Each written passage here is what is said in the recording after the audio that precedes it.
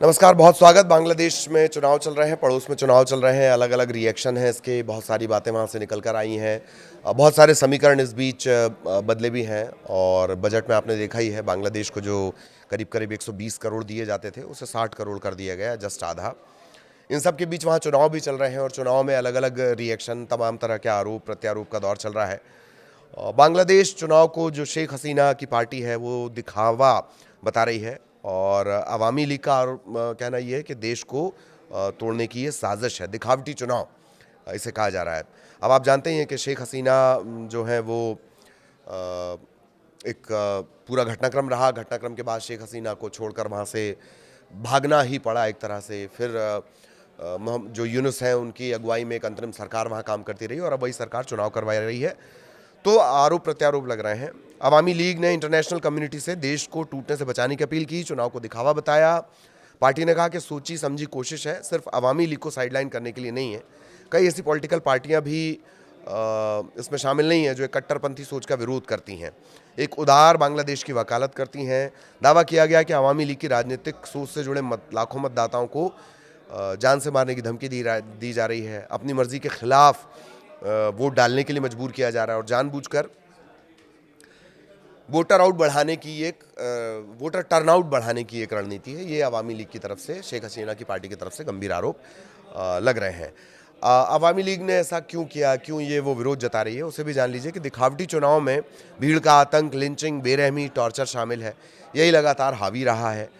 जेलें न सिर्फ अवामी लीग के सपोर्टर से भरी पड़ी हैं बल्कि पत्रकार, राइट्स एक्टिविस्ट और एंटी वॉर क्राइम कैंपेनर्स पर झूठे मर्डर चार्ज लगाकर उन्हें अंदर किया गया। ये बयान है, इसलिए मैं देख कर पढ़ रहा हूँ।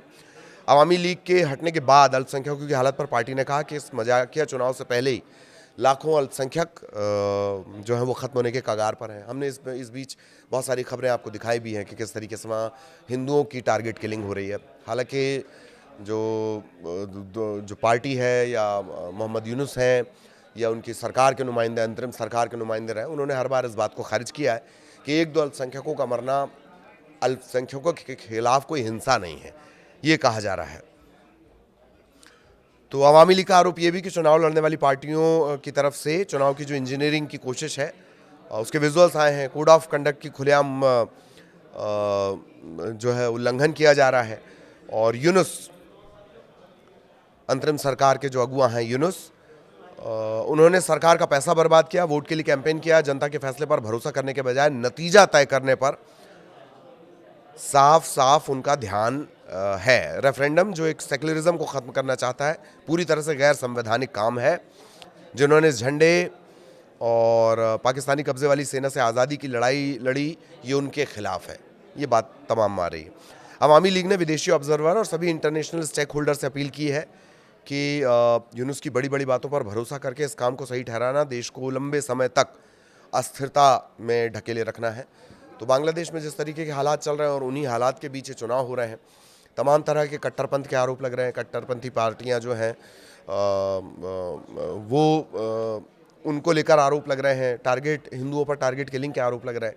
इन सब के बीच चुनाव वहाँ पर हो रहा है और उस दौरान जो शेख हसीना की पार्टी अवामी लीग, उसने गंभीर आरोप लगाए हैं मोहम्मद यूनुस पर, जो अंतरिम सरकार चला रहे हैं और जो चुनाव कैंपेन वहाँ चल रहे हैं। ये तमाम चीज़ों पर ये गंभीर आरोप लग रहे हैं। आरोप प्रत्यारोप का दौर है, चुनाव है चूँकि, तो अमूमन यही सामने आता है, लेकिन इससे कहीं ना कहीं जज्बातों से जोड़ा जा रहा है, बांग्लादेश के जन्म से जोड़ा जा रहा है, कट्टरपंथ और अल्पसंख्यकों पर अत्याचार को से जोड़ा जा रहा है, सेक्युलरिज्म का जो एक ढांचा वहाँ पर था उससे इसे जोड़ा जा रहा है कि उस ढांचे को, उस फ्रेम को ख़त्म करने की ये कोशिश है।